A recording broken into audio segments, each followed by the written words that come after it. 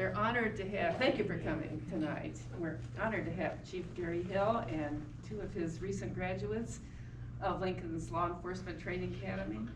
And I first was aware of this by watching a program, Lawrence O'Donnell on MSNBC one night, and I happened to see two men, and one of them had a big LU jacket on. I thought, oh my gosh, that's Lincoln, you know? And they did this wonderful segment. It was so impressive. And not too long after that, there was an article, a lengthy article in Time Magazine about his program. He has been interviewed many places throughout many media. So, you know, it's an important thing you're doing. Thank you. Yeah, we're happy to have you. So, let's go. Hello, I'm Chief Gary Hill with Lincoln University Police Academy. I'm also the director of correction. I'm the director of the Lincoln University Police Academy, and I'm the chief of police. So on my left here, I have Officer Ports and Officer Davis. They're recent graduates of our academy. They are now working for Lincoln University Police Department. I'm honored to have them working to be able to start their law enforcement academy career off with me and our university. I believe they're going to do good things for not just the university, but for our community. As a lot of you guys know, we do a lot of work with the Cole County Sheriff's Office and the Jefferson City Police Department. So not only do they will they be officers on our campus, but we're also dual commissioned. So we have a commission through the Cole County Sheriff's Office. They come over and help us at the Cole County Fair. I mean, we come and help them at the Cole County Fair, and they come help us during homecoming, and then 4th of July events, we help Jefferson City, and in times of disaster or any kind of protest or anything like that, we all join forces and we work together. We're able to do that because of our county commission. So they just won't get police work on our campus, they'll get police work all around our community, so I'm happy for that. So we're talking about the Law Enforcement Training Academy. This was a dream of mine for probably about 6 or 7 years. Just a little bit about me. I used to run the Missouri Sheriff's Training Academy as their site coordinator. I ran the nighttime police academy there. I did that from 2011 up until 2017. And I'd always thought that Lincoln University would be a good place to start a law enforcement academy. And the reason being is a couple of reasons. We have a large minority population here. And so I thought, what better place to recruit law enforcement officers than at a historically black college. So we have tried to do different things at the Cole County Sheriff's Office, at Jefferson City Police Department, Capitol Police, Missouri State Highway Patrol. We have recruiters that come to our college all the time. And so at first I was a little bit skeptical because I thought, you know, what am I going to do that they're not trying to do? And they're not able to recruit anybody. So I was a little bit skeptical at first. So what I did was I put the information out there to our president at the time, who was Dr. Rome, and then when he left, it was Dr. Woolfolk. And both of them thought, you know, it's a great idea. Go ahead and pursue it, get everything together, and then tell us what you need. So I started making contacts around the state to other law enforcement agencies, to friends that I had at DPS, the governor's office, Missouri State Highway Patrol, Jeff City, all the surrounding areas, just to get their input on what they thought. Everyone thought it was going to be a great idea. And they go, why hasn't anyone ever thought of that? I go, well, I did. I'm just trying to put the pieces together now. So I'm trying to put the pieces together to make this work. So what I did was I went to the president and we started looking for different locations around the university. And some of those locations around the university, they would have been a good fit, but the current location that we have now, 911 Leslie Boulevard, like how lucky could we get to get a place called 911 Leslie Boulevard? So we got really, really lucky on that. And so one of the things that we did, that place was already put together for small business. And so they just did a couple of things, and we moved some things around. We had marketing come in and look at some things on how we could market it to law enforcement so it would be appealing to people that want to go to the academy. So a couple of things here. I got a little PowerPoint that I want to talk about some of the questions. So the LEADA stands for Lincoln University Law Enforcement Training Academy. That's a nice little acronym we have for most law enforcement training academies. They have that. And so some of the things that we were talking about when we started wanting to address our academy was application shortage for law enforcement agencies. Why are we having that? Anyone been reading the paper and looking at what's going on right now? So we have a large number of law enforcement officers retiring. That's one. Two, the current national atmosphere about law enforcement, and I'll talk a little bit more about that as well. But officers quitting, why? So there's a couple of reasons. You know, we look at some of the things that have happened that have been in the news, like with George Floyd and things like that, and some of the other shootings that have happened to where it's been a white officer on a black person, and the news media takes it and they put their spin on it and everything else. And one person killed by police is too many, whether they're white, black, green, yellow, Asian, Latin American, whatever. There's one too many. But one of the things that we have to look at and we have to be very careful about when we're discussing the media and some of the things that are going on in law enforcement is this. Law enforcement is a predominantly white profession. So we should not be surprised when it's a white officer having an incident with a black male, because law enforcement, especially up past the Mason-Dixon line, is a predominantly white profession. That was part of the idea of why I wanted to establish the Law Enforcement Training Academy at Lincoln, to increase our minority footprint in our law enforcement agencies in the surrounding area, to make that change and make that difference. If you look at some of the statistics about law enforcement, you will see that in the United States, African Americans make up roughly 13% of the United States population. In law enforcement, blacks make up 13% of the law enforcement population. So it's about equal. There's equal representation there. You just don't see it in our larger agencies or in some of our smaller agencies. So you look at Boston, Chicago, New York, Tallahassee, Dallas, those areas down south in Mississippi and Alabama, where you'll see a large minority population of law enforcement. That's down south, but once you start coming up north, you don't see that so much. And so that's where we come in. That's what we're trying to do. So we see the officers retiring. It's time for those officers to retire. This is the first time in history that you have 4 generations of law enforcement people working together. First time in history ever. 4 generations of law enforcement people working together. So we all have different philosophies and things that are the way we believe that things should be. We don't even raise our kids the same. I know I don't raise my kids the same way that my parents raised me. I'm a little softy when it comes to my daughter now, but the 2 older kids before them, boy, they got it. But because they were so hard to raise, me and my wife are just at a point of like, whatever, we're horrible. We're just like, whatever, you want this? Okay, bye. He needs money, here you go. Because we're just done, we're just spent. That's what's happening in our law enforcement agencies. We're trying to police and trying to train people that see the world differently than us old dinosaurs. And I say dinosaurs because I've been in law enforcement over 25 years.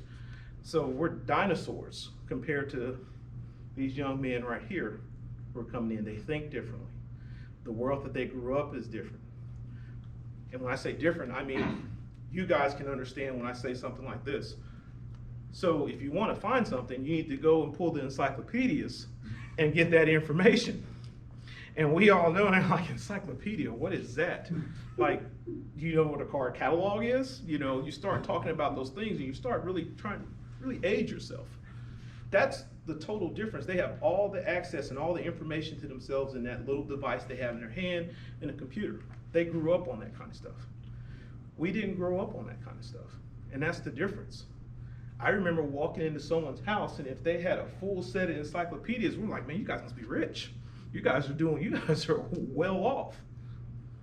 And then if you got the brand new iPad or the brand new iPhone, they're thinking that you're doing better off. So the times have changed. Times are different. And we in law enforcement, we have to change. Anyone in here know why dinosaurs went extinct? The dinosaurs, and this is a theory. You know how everyone is about the theories nowadays, but this is just a theory. I believe dinosaurs went extinct because they failed to adapt to change, period.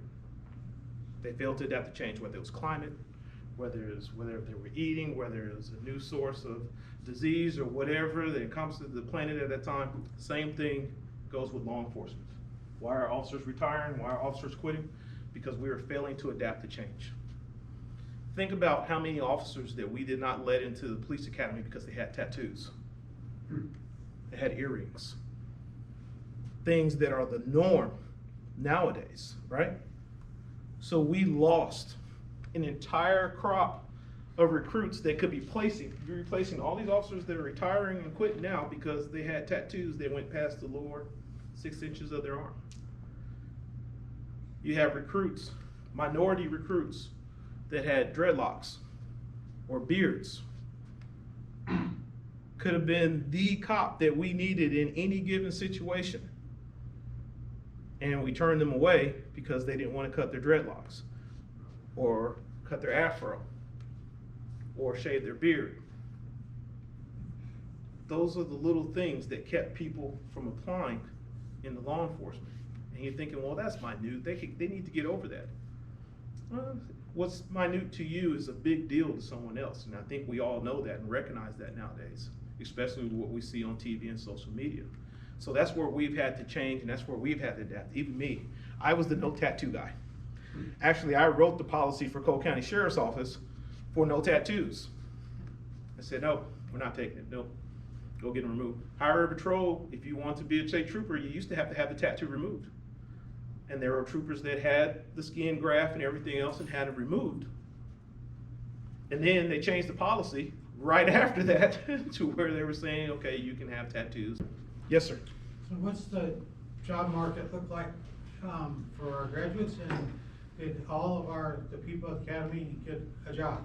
Yes, everyone with the exception of, I think, Ms. Stessler is going to Dallas. She's in the process of Dallas. I know I received a call from them going home to Texas. And I think Steven's going back to Miami. Okay, Steven's going back to Miami. So everyone else is employed at this time. Davion, St. Charles. Yeah.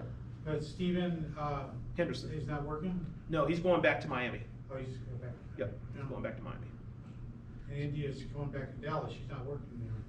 She's wanting to get on at Dallas PD at this time. Oh, so I know they pay really well. They pay almost $100,000 a year. They're paying a whole lot, so she just hasn't made up her mind. Because if she gets hired by them, then she has to go through their academy again because we don't have reciprocity with Texas. So that's the hold up on that. It would be because they're paying you to go to the academy and you didn't pay to go to the academy. It's actually your job while you're there. Pay about twice as much as everyone else. Yes, sir. Yes, sir. So I appreciate you taking the time from your world tour. I just want to say, that to be in the presence of greatness like that is just really kind of you. One of the things that you mentioned was differentiation in the narratives relative to the various news agencies and things that were covering you. And so what I'd be interested in asking is, what was the difference you saw? What was the competing narratives that you saw being developed? Were there some that were trying to knock us down, or were there some? I'm just curious as to what you saw. So what we were seeing at first was just the negative spotlight on law enforcement, and that we are a group of jackboot thugs, and some of the things that were going on, a lot of the cases that were coming out over and over again. There were times where my recruits would come to the class and they would be having second thoughts about being in the academy because all the news coverage that was getting covered on the young lady that was shot by the police officer when she was trying to stab another young lady, the George Floyd incident, the other Wisconsin incident where the young man was shot when he came around the car. There were just so many incidents back to back to back that was really pushing them to their max as far as, man, am I really making a good decision? And so the narrative was, when they were showing Lincoln University, they were saying, even when racial tensions were at their highest in the United States, minorities were still stepping up to the plate. Our classes were diverse, where minorities and majorities can sit there and have conversations without chips on their shoulders and talk about what's going on in our country. So that was, for me, that was a win-win. That was a win-win to be able to get, put a positive spotlight on, yeah, people were quitting, people were retiring, but the younger generation is stepping up. White people, black people, Asian, females, they're still stepping up. I always consider law enforcement like our special forces units. Yeah, there's always, even though they know they're probably gonna die, because they're gonna go do some crazy stuff, do stuff we wouldn't even think about, there are never really any problems in filling those ranks. It'll be the same way with law enforcement. When us dinosaurs retire out, and these young guys right here take our places, people will continue to flow back into law enforcement, especially once we start getting the salaries and everything else to where we don't have a bunch of cops running around here living in poverty. One of the things that I tell them, and they have a piece of paper that it says, hey, you get an honest day's wage for an honest day's work. Okay? Your financial problems are not my financial problems. Live within your means. If you know you make $35,000 a year, don't go out and buy a $50,000 Ford F-150 and a $400,000 house. Those are conversations that employers should really be having with their employees. You think that they should know that, but some of those things aren't taught in some of the school districts and the places that they've been. Some of these recruits raise themselves, come from neighborhoods to where they went from couch to couch. Yes, ma'am. So do you all have financial literacy programs? That would be somewhere you could maybe increase some hours. You know, We do. We don't have it in the curriculum because that would mean that we'd have to add more time on to the class. But we talk about it during whenever we can fit it in, on our breaks, in conversation about ethics, in conversations about diversity and inclusion and cultural stuff. We have courses on that to where we kind of throw that in there in conversation. Yes, ma'am. I have a question for both of the young men. What's the most important thing that you have gotten from the academy? What would you say? I would probably say the CIT certification, probably due to learning how to deal with people with mental disorders and how to de-escalate situations like that. That's probably my most important. Mine was the same thing, because you can't de-escalate somebody, then why are you officer?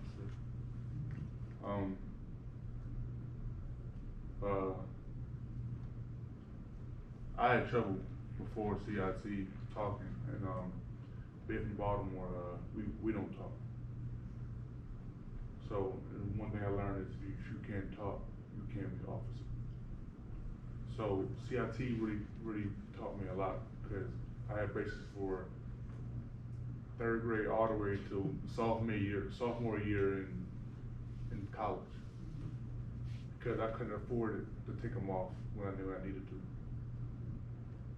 So I had speech problems coming up, so I still do. And so I never talked. I just, 6'7" high school student, just use his hands 24/7 and never talked. I couldn't talk. So CIT really taught me how to use my voice and how to use my lips and how to use my mouth, because if I can't do that, how am I going to de-escalate a situation to where nobody's going to get killed or hurt, myself hurt, my mom, could be anybody could get hurt. That should not change your professional attitude. That's what we teach. Most academies teach that. Rising crime rates. Rising crime rates are coming because of a whole lot of things.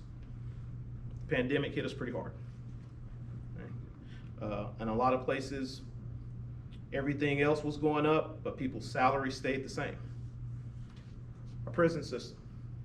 We create an entire group of people that can't be employed, or if they are, only at a minimum amount of money, as everything else continues to go up. Even in law enforcement, our work can be dangerous. You would think that these guys are gonna be making $1 million. By yourself, it is a very good wage. But if you have a wife and a child, it is next to impossible to live off of a law enforcement officer's salary in some of the areas, even here in the state of Missouri. A majority of our deputies in the state of Missouri make poverty level money. And some of those officers, and there are several officers that are on public assistance. Not because they live in a grand house or anything else like that, it's just it doesn't pay a lot of money. So that's where we get back to, why are officers quitting? Because I want a family. And if I want a family, then my wife has to have a good job, because I love what I do and I don't make a lot of money at it and I want to keep doing it, or I can't really have a family. It's kind of got to be me. $35,000 a year is not a whole lot of money. I believe Cole County Sheriff's offices went to 38. Jefferson City is almost at 40. But that's just for one person, and that's for taxes, insurance, cafeteria plans, and all that other stuff that comes out of your paycheck. So that's one of the things that we tell our officers. Don't get into this academy thinking that you're gonna get rich. It doesn't work like that. You're not gonna come into the academy and I'm gonna say, okay, everyone look up under your seats, and if you pull out that golden ticket, it doesn't exist. You are not gonna get rich doing this job. We oftentimes, as chiefs and sheriffs, do a really bad job of telling our recruits on how this job and what this job really is. So that's one of the things that we try to do to the recruits in Lolita, is give them the skinny. Tell them what's really gonna happen. Let them know that, hey, you're gonna spend 80% of your time doing reports. They don't show you that when you see the K9 and the detectives and the narcotic units and the helicopters and stuff. You're gonna spend 80% of your time sitting in front of a computer, typing reports about an incident that took you 10 minutes to take care of, that now is gonna take you 2 hours to write the report, probable cause statement, and everything else, and deal with the paperwork. Those are the things that we have to do better at, because oftentimes people quit because they felt like they got a, what's the new term for that? They were catfished into taking this job because they really didn't know what happened. So Lolita's origin, told you where it came from, told you why I thought we needed to have it to increase the minority footprint in our local law enforcement agency. I had absolutely no idea that we were gonna be the first HBCU to have a law enforcement academy on its campus. Had no clue, had no idea. Joe Steenbergen is not here. He's vacationing in Oregon right now. He was doing some of the research, trying to figure out how they're paying for it, how they're paying for academies, because we're thinking they're doing this all over the country. They're not. We were the first. And I go, you're kidding me, when he called. He goes, there is no information to get. No other academy exists on HBCU. And out of the 107 HBCUs around the nation, and HBCU is a historically black college or university, only 53 of them have criminal justice programs. So we're like, okay. Even then, we didn't know what this was going to turn into. So we started having some of the roadblocks, budgeting. I have a budget of $50,000. That's it. So what does that mean for Lolita? That means that all my instructors are contracted instructors. I have no full-time employees with the exception of me and Joe Steenbergen. Even Joe Steenbergen works for the social services department. Social behavior, excuse me, department. And he's a full-time instructor for Lincoln University. Again, I'm the director and chief of police. So we have full-time jobs, and it's just another added extra duty that we added upon ourselves to be able to make the program in existence. Because again, all around the nation, just like in law enforcement, colleges, their student enrollment is going down all around the nation. A lot of people have found it easier to do classes online and things like that. So our funding is based off of how many students we have. So first roadblock was, how was I gonna do that? So I reached out to the other law enforcement training academies, Highway Patrol, Conservation, Jefferson City, Cole County, Columbia PD, and I got a cadre of instructors together that agreed to teach at our academy for the price that we were offering. And they love it. And the recruits love it. Missouri State Highway Patrol, I have several of their instructors that teach at their academy, teaching at our academy. Missouri Conservation, they have their own academy, and I have instructors from their academy teaching at our academy. So everyone teaching at our academy, even our juvenile office, and the director of our juvenile services, we have a cadre of instructors that is outstanding. They're the experts in their field, and they do it with a happy heart. They're not just doing it because, you know, I gotta be here. And they give them a wealth of information, which is great. Some of the other roadblocks we had with the recruits were the financial paperwork and transportation. So one of the things I had to do in my application that I submitted to post for Lolita was I had to contact the other law enforcement academies around the area and ask them, how would us opening an academy affect your academy? Will it draw people out of it? What do you think? And we didn't know at the time. And it really hasn't had an effect on the other academies. Their enrollments have not went down. So that was huge for us. But what we found out in the interview process was, why didn't you go to the Missouri Sheriff's Training Academy, or why didn't you go to LETI? And a lot of them said, well, that's a full-time academy, and I gotta be in Columbia at 7 o'clock in the morning. I live here in Jefferson City, and I gotta do that 5 days a week, and I'm paying to go to the academy. Not, I got hired by a police department and they're paying me to go to the academy. Roadblock number one. So let me explain that a little bit more.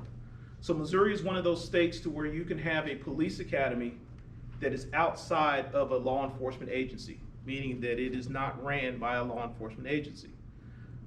So law enforcement agencies hire somebody, they can pay for them to come to Lolita, or they can pay for them to go to MU or go to the Sheriff's Training Academy. The only people that have their own academy is Missouri State Highway Patrol, St. Charles, and Kansas City PD, and St. Louis City. They all have their own in-house police academies. The other academies exist outside of the law enforcement agency, so when you go, you're paying to go to the police academy. So what does that do? It makes you more viable to the agencies, because usually if the agency pays you to go to the academy, then you owe them 3 years, because they're paying for you to go to the academy unless they fire you. So when you graduate from Lolita, you can go work for whoever you want to go work for. Whoever decides to pick you up. You become like a free agent, as I like to call it. And so we run into some of the same issues that most of the law enforcement training academy at the Highway Patrol, St. Louis, and everyone else. Sometimes people don't make it through the academy because of the curriculum, because of finances, because they do things that make them ineligible to complete the academy. We have it, and we're not different than anybody else. Other roadblocks are friends and family. Some of my recruits in Ports and Davis will tell you they kind of had to keep it secret from their family because of the climate of our nation right now.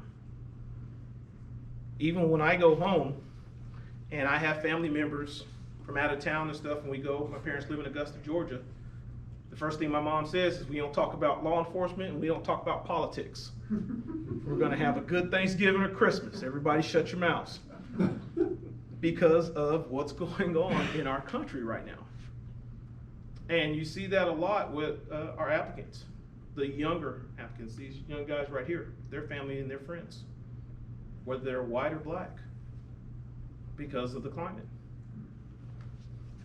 There's another roadblock, response from the community. We have gotten a, Jefferson City, I love it, because everyone has given us a lot of support for this academy. We couldn't ask for more support. We got support from law enforcement agencies as far away as California, Colorado, sent us equipment, things like that. We couldn't ask for more support. We had another law enforcement agency from Connecticut, which gets back to one of our roadblocking questions. And they say, hey, we want to partner with Lolita and look at and recruit some of your recruits. Because the good thing about our recruits is this: most of them, 85% of them, are going to be graduating with their bachelor's degrees in criminal justice, as well as getting a Class A license for graduating the academy. I think both of you guys graduate December, or December and May? December. And we had one graduate in this past with her bachelor's degree as well. And I believe, like I said, 85% of the class will be graduating with a bachelor's degree in criminal justice. That's a huge selling point. It makes them, as I like to say, now you're not a one-trick pony. Because not only do you have your certification in law enforcement from Lolita, but you also have your degree in criminal justice from Lincoln University. And some don't have a criminal justice degree, some have business degrees. So you don't have to be in a criminal justice program to be able to attend the academy. We just want you to attend and get your degree if you can. So our law enforcement response has been good, our community members have been good, some of our future plans. So we hope that Lincoln University is going to be the flagship for other HBCUs around the nation. That is the ultimate goal right now. So in order to be able to do this, I got invited to the White House HBCU Initiative Conference in September. So September 8th, I will be presenting our program to the White House HBCU Initiative in hopes that we could, those programs, those university and colleges that have criminal justice programs, that we can start or look at and everything like that. So that was one of the things that I had to look at when I looked at the academy. I said, what am I gonna accept here? What are we looking at? So I had to call other academies, other law enforcement agencies to try to figure out what their rules and regulations were gonna be on that type of thing. And as long as it looked good, as long as it was professional, as long as it looked clean, as long as it was off your shoulder, the one thing I didn't allow was beards. Some agencies are even starting to allow people to have beards. I'm going to say no to beards because my wife won't let me grow one. So if I can't have one, none of my offers can have one. That's just the way it's gonna be. So now you guys know. So we look at the lack of diversity in our police departments. That was what we were trying to fix with Lolita. We're trying to establish an application pool for our local law enforcement agencies to where they can go someplace and find a diverse applicant. And when we're talking about diversity, remember, we're not just talking about diversity of skin color, we're talking about diversity of thought. We're talking about this person grew up in a different area than this person, a different lifestyle, grew up with both parents in the home, grew up with no parents in the home, grew up by my grandmother raised me, or aunt raised me, or I raised myself. We want that diversity of thought. At Lincoln University, we get that diversity. We get a lot of kids that have aged out of the foster care system and have no place to go but Lincoln University.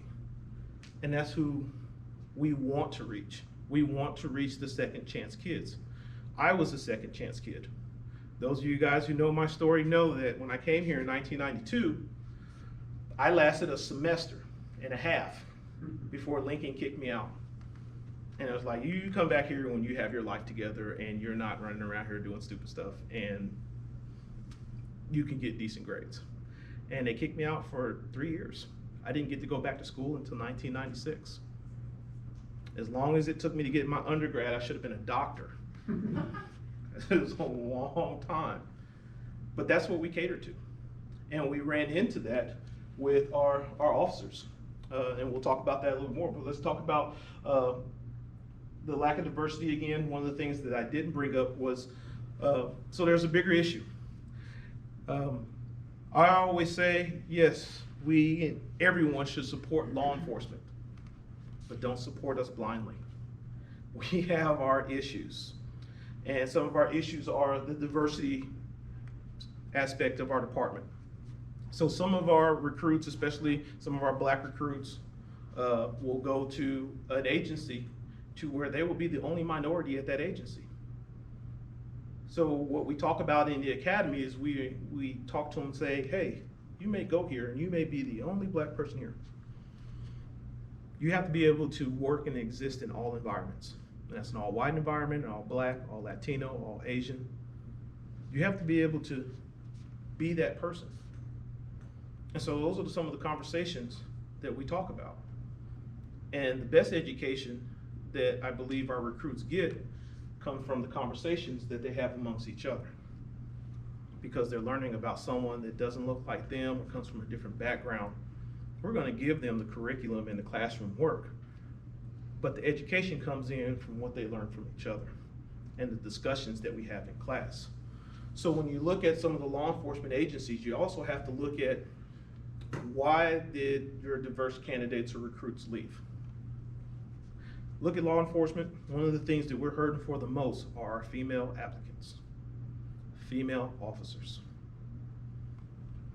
Because in some of our law enforcement agencies, just like it was in the military before they started letting women fight in the infantry and everything else like that, you have that going on in law enforcement. And so a lot of women don't feel comfortable because it's a man's world. And sometimes we tell jokes that maybe aren't so flattering to women and say things, or a woman doesn't feel like she's being treated equal, i.e. she goes to a call and then we all show up because we just want to make sure that she's okay. We lose a lot of women in law enforcement because of little things like that. We lose a lot of minorities in law enforcement. We get them there, and then we lose them because that agency wasn't inclusive.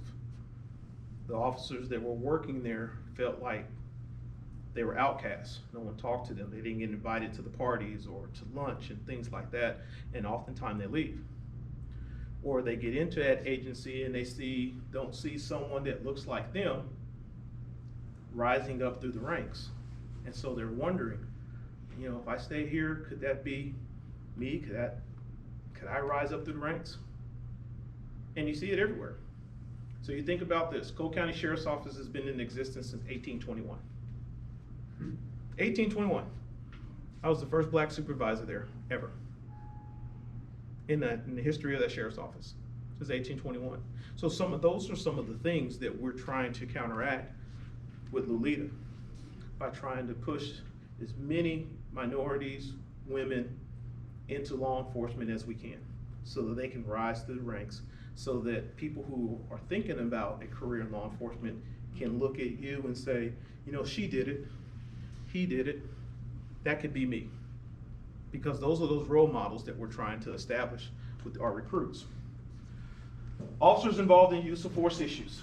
We've had several issues, and while the academy was going on, and so we had several discussions. There are often times where they would call and say, Chief, have you seen this video? Have you seen this? What do you think about this?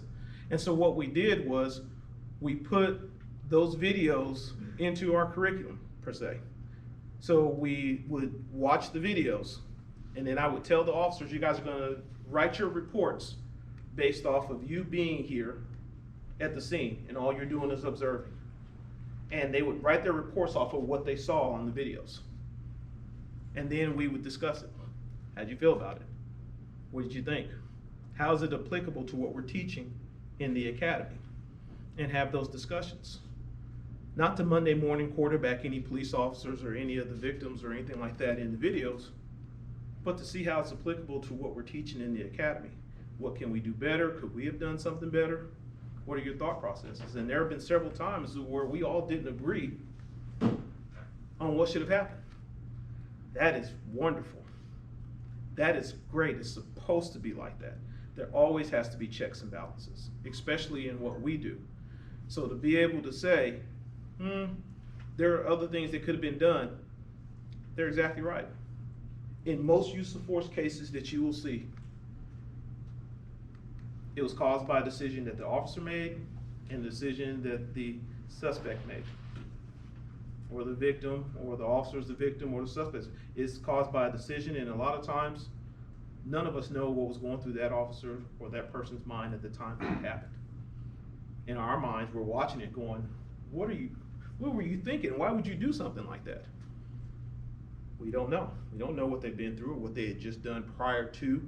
We don't know that officer just went to a death investigation and then a domestic violence and then worked a car accident, and then now he is dealing with someone else and he's having problems at home. He's got bills to pay because he's not making enough money. The list goes on. Because in some way, shape, or form over the course of history in law enforcement, people feel like that we're superheroes.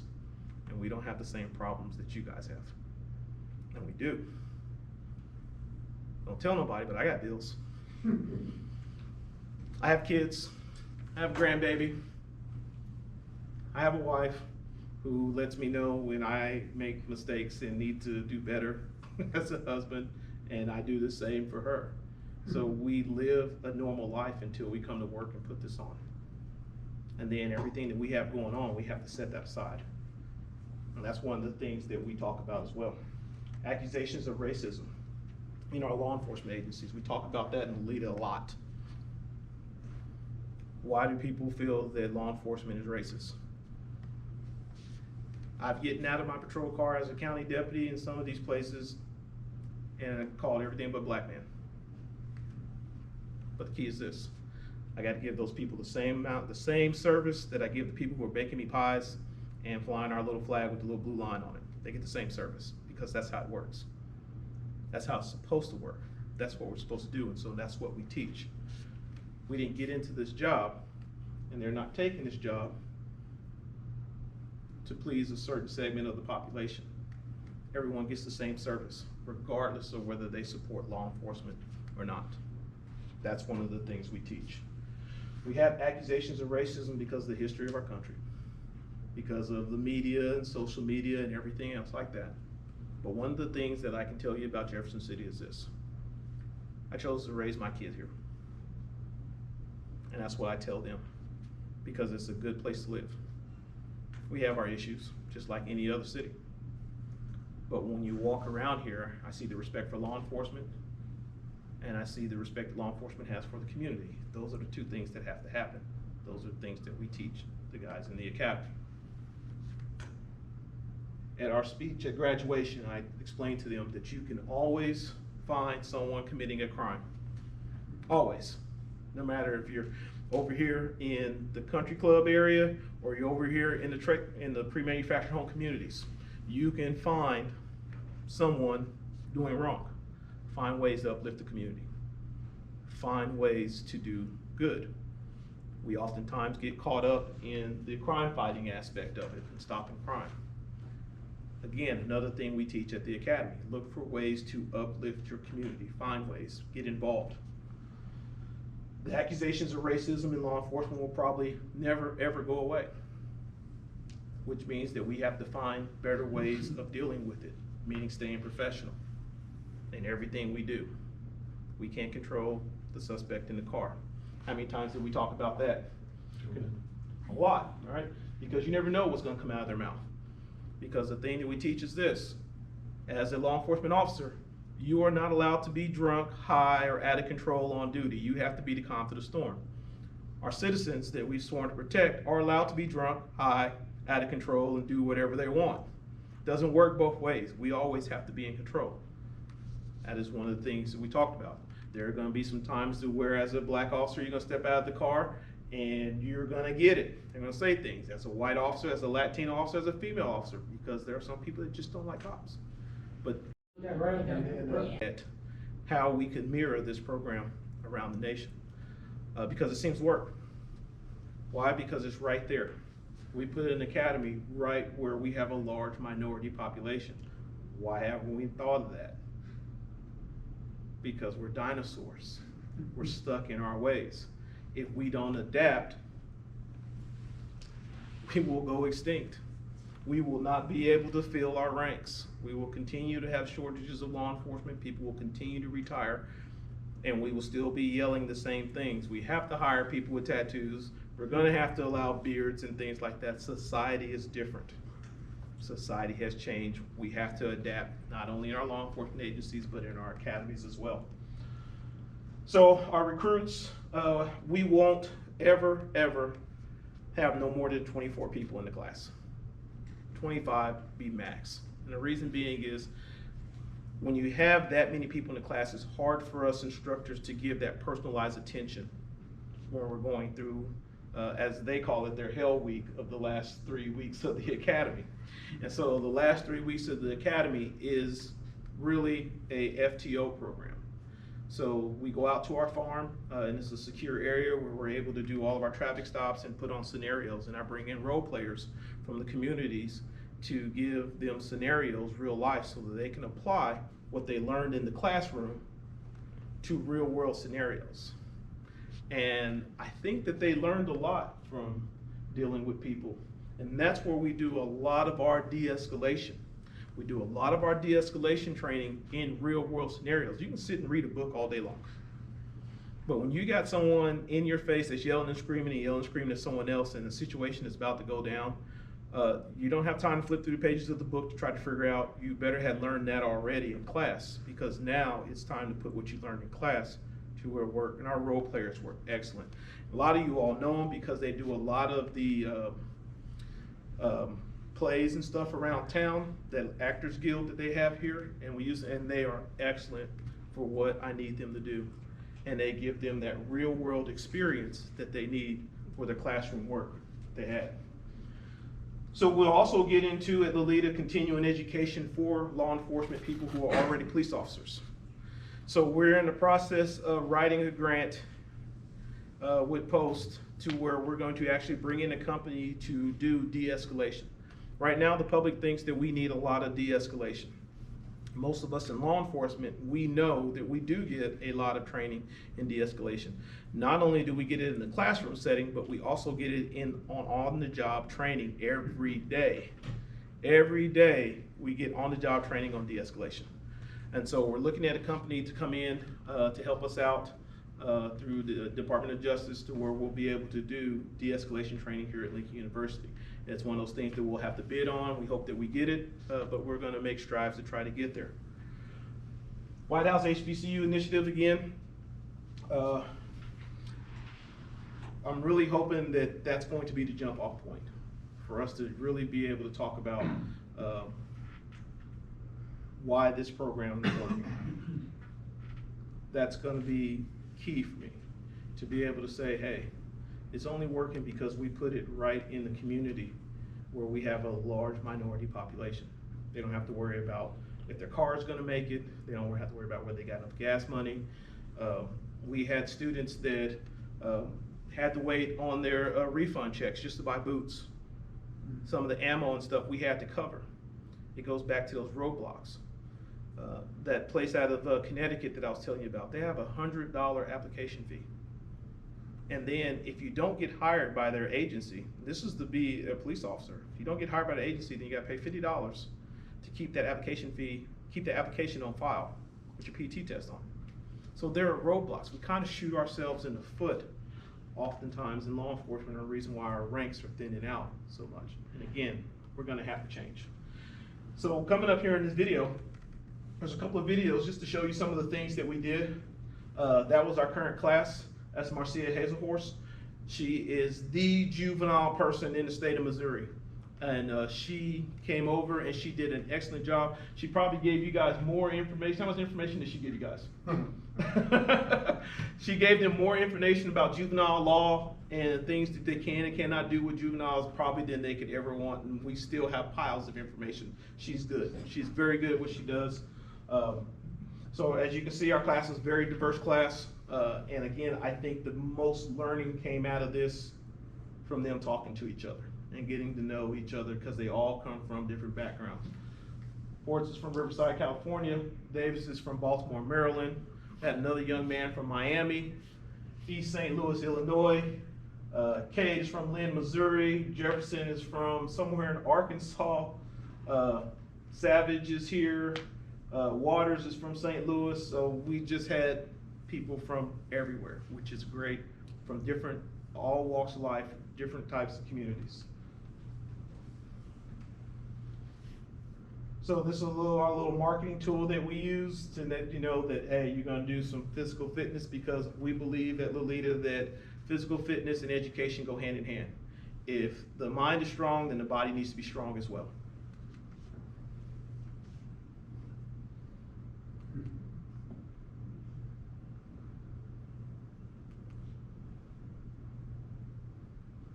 This is one of the pictures. That's Davis.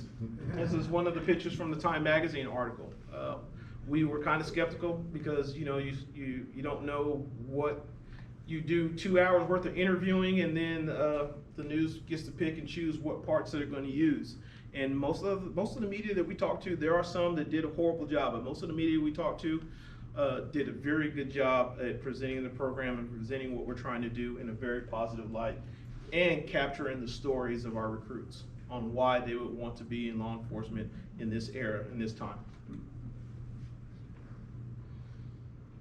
Another one of the pictures from the articles. Right now where they're standing is downstairs. We've turned one of the rooms downstairs into our defensive tactics room. So we bought some wrestling mats and we donated some money to Elias and they gave us their wrestling mats, and so we're able to mat out that whole room, and right now we're waiting on some more wall mats to put on the walls so that people can stop putting holes in the drywall and brushing up against the drywall. So right now we're at the firing range. That was probably, for me, that was some of the best times for me because I like to shoot guns, but a lot of people on this firing line right now had never fired a gun before. And some of our female recruits were probably in the top 5 of the shooters. Going from never ever being able to shoot a gun to being able to shoot a gun. And even one of our recruits, Miss Stessler, at one point in time, I thought I was gonna have to kick her off the range. Because she was that unsafe. But she got her stuff together. We were able to work with her. She wasn't a hostile learner. She took criticism just like all the recruits that we had. And she was able to get better and again become one of the top 5 shooters.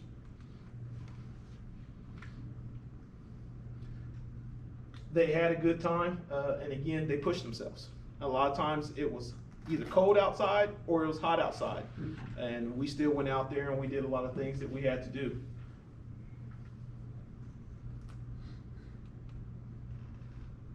Is that the United Sportsman's Club? Yep. Been a member out there for almost 20 years now.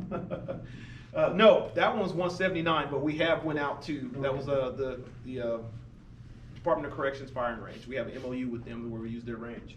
Again, this is downstairs. This is where, that's Major Brian Ham. He runs the conservation in the blue shirt here. He runs the conservation police academy, and he does our defensive tactics and handcuffing.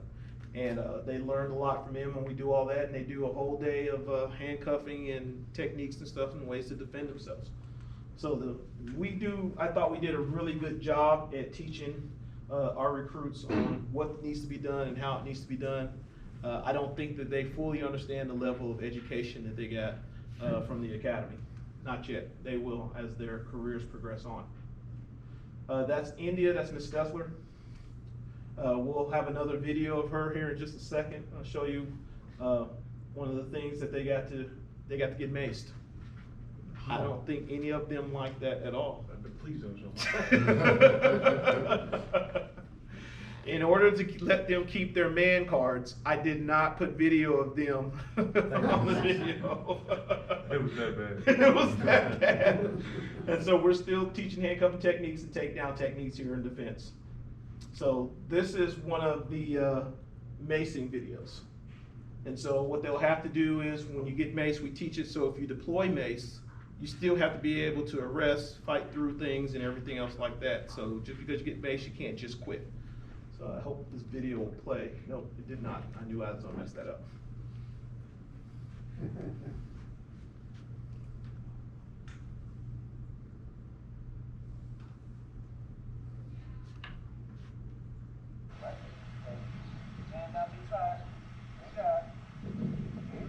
So that's Lieutenant Nunn. Is it?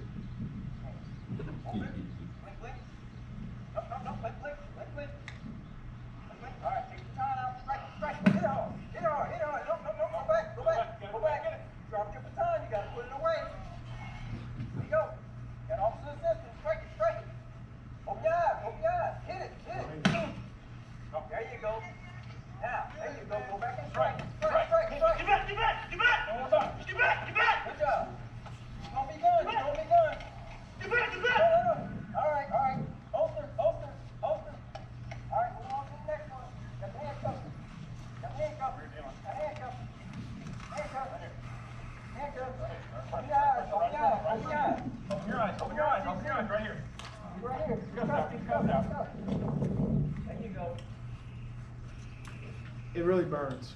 Breathe. Breathe. Breathe. There you go, good job, good job. Okay, let's get some. And so then we take them and we rinse them off.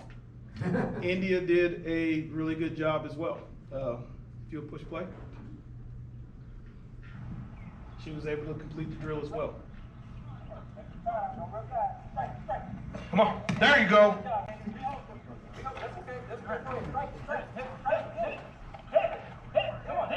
Good job, India.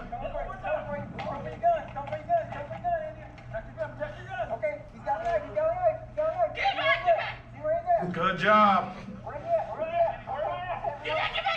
Good job.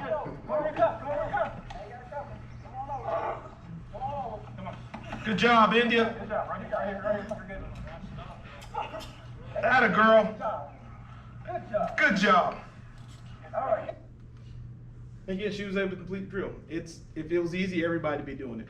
I asked them if they want to do it again, they declined. I get paid again. Everybody's paid. So we established the MOU with the Missouri State Highway Patrol. Why? Because they have some of the best facilities in the nation. And so we were able to use their EVOC course, which is their emergency vehicle operations course. So we're able to establish Colonel Olson has been absolutely wonderful to me. Him and his staff, from the colonel on down, and giving us whatever we need to make the program a success. There's no shortage of that.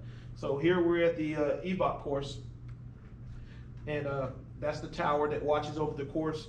People from all law enforcement agencies from all over the nation come and use the Missouri State Highway Patrol's course, and we were lucky enough to be able to get on that track.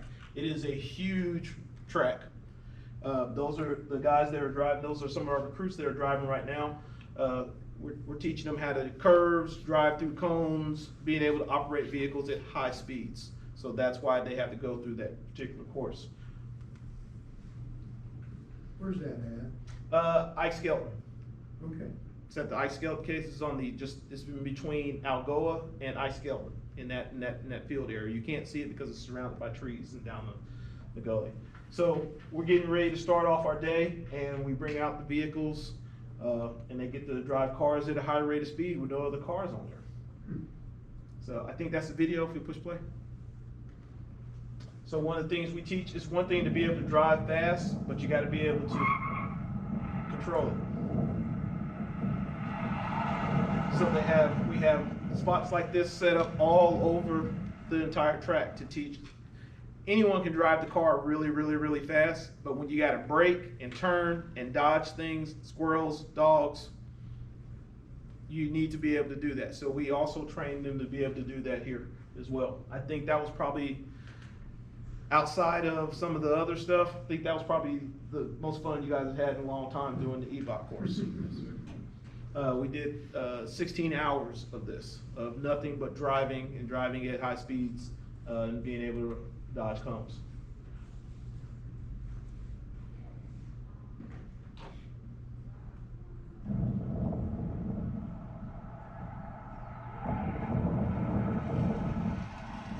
And so when you're driving at high speeds, things look a little bit bigger, but they're actually, that's not a lot of space there. And so, and a lot of the recruits realize that as well.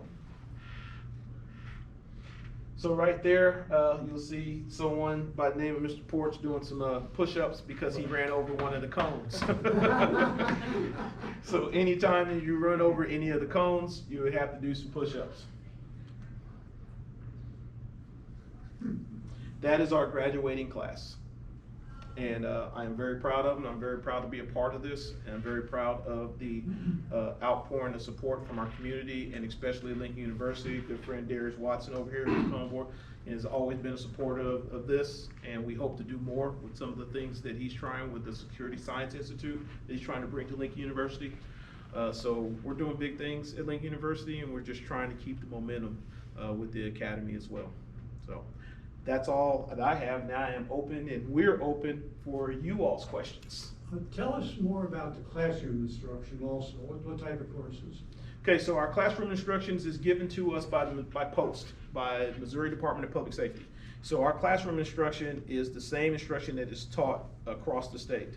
Now what makes it different is how dynamic are your instructors? Are they able to keep your people's attention? Because we can add to the program, we can add to the curriculum, but we can't take away from the curriculum.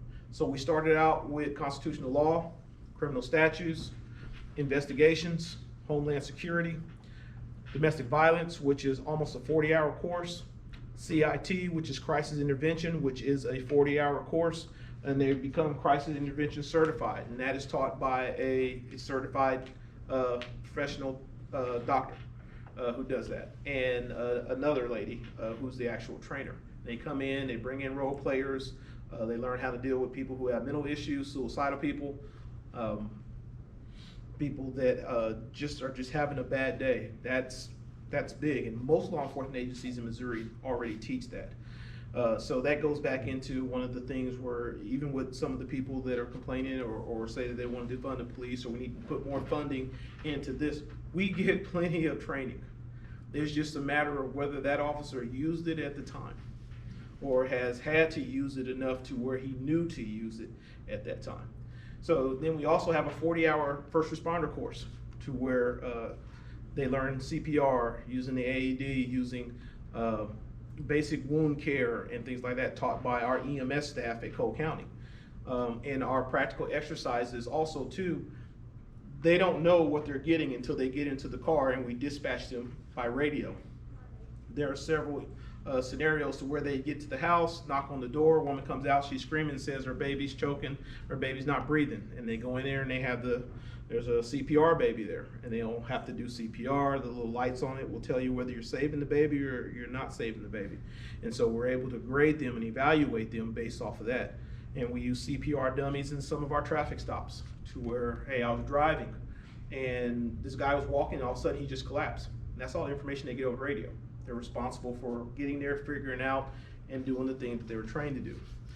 Then we have firearms, of course, defensive tactics, investigation. They have over, I believe, 80-something hours of investigation techniques, and 40 hours of evac, which is the driving. And I'm forgetting something. Taser and pepper spray. Oh, taser, 8 hours, pepper spray, 8 hours, Yeah, defensive forget that. tactics. And then we do 100 hours of practical exercises, and then almost 24 hours of report writing.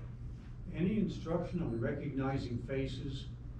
What do you mean? Well, I read an interesting Wall Street Journal article many years ago about training for police officers to recognize faces, to identify people better. 'Cause not everyone can recognize faces as well. No, we don't do a facial recognition course, but we do a how to spot someone who's aggressive, how to spot behavior pattern recognition, and then you guys learn threat pattern recognition as well. And that's just looking at someone's face, looking at their body movements and all things to determine on whether or not they want to be a threat or they're agitated or what have you. So no, as far as recognizing faces, no, we don't do the actual recognizing faces. Does anyone else have any questions or anything you want to ask any of the recruits? Just one. Yes. Did you have anyone in your class that was actually being sponsored by an agency? Someone had been hired by a department somewhere and was being sponsored through your classes? I think you did. I think it was Kate. No, it wasn't Kate. It was Joe. No, we did not. We had Jefferson. Jefferson was working for us at the time as a security officer, and so he was going through. So he is being paid by Lincoln University Res Life to be one of our security, not a police officer, but a security officer. So he was the closest one we have this time. Okay. Now this next class we're coming in, and I really think a lot of the people want to see how this was going to go. I believe there are 3 right now that will probably be sponsored. I believe 1 from Jeff City, 1 from Cole County, and I can't remember where the other one's from. They'll be sponsored. Yes, sir. So how many total hours, both classroom and practical, are involved in the overall academy? 700. 700 hours, and that is an argument that me and my wife get into all the time because we own a spa salon and she's a cosmetologist. Well, she's not a cosmetologist, she's a stylist, and she says that they had to go through 1,800 hours of classroom work, and we only have to do 700 hours, and we carry guns and things like that. So it is a constant argument we have. And the problem that we're seeing with a lot of people saying that they want to increase the number of hours that law enforcement gets, where do we increase those hours? Okay, and if we increase those hours, how do we increase those hours? We'll say that let's increase the hours in, how about we'll do it in de-escalation?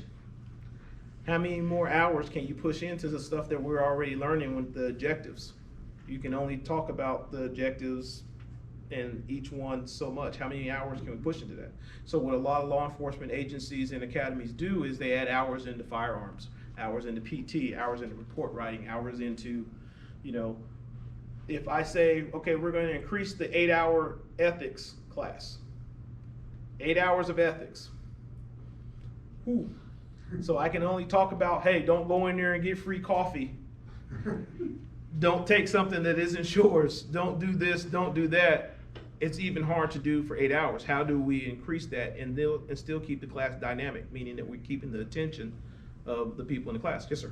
So, if I was to go to the police academy in St. Louis, how many hours would that be? Most of them are 700 and more, and 700 and above. Okay. I think if you were with the St. Louis City, I believe their academy is 6 months, like Missouri State Highway Patrol, they're 6 months, and they get over 1,200 hours. But I think almost 400 or 500 of those hours that they get, traffic crashes, traffic accidents. That's their bread and butter. Mm-hmm. They don't get a lot of the domestic stuff like we do, and a lot of the basic investigation stuff like we do. Their hours is based off of their bread and butter on what they do, and that is patrolling and safeguarding the roadways of Missouri. Mm-hmm. So each curriculum is just a little bit different as far as what they have. Like conservation is over 700 hours. But a lot of their stuff is on the laws of conservation, animal laws, what's this and everything else like that. So each one is going to be a little bit different.